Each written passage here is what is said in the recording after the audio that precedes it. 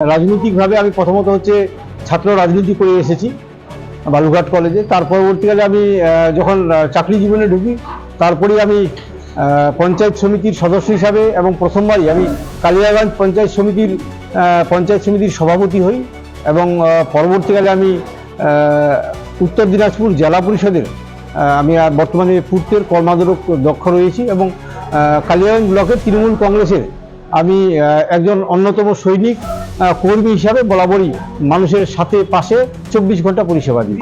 দেখুন, আমাদের দলের নেত্রী যিনি মমতা বন্দ্যোপাধ্যায়, উনার যে রাজনৈতিক লড়াই, এটা আমার কাছে বিরাট প্রেরণা।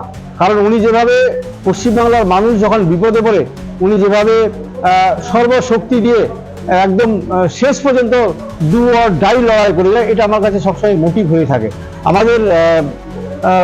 আমাদের দলের যে যুবরাজ যিনি অভিষেক বন্দ্যোপাধ্যায় যেভাবে ডাইনামিকভাবে দল বর্তমানে পরিচালনা করছে, এটা আমার কাছে অত্যন্ত আইকনিক হিসেবে কাজ করে।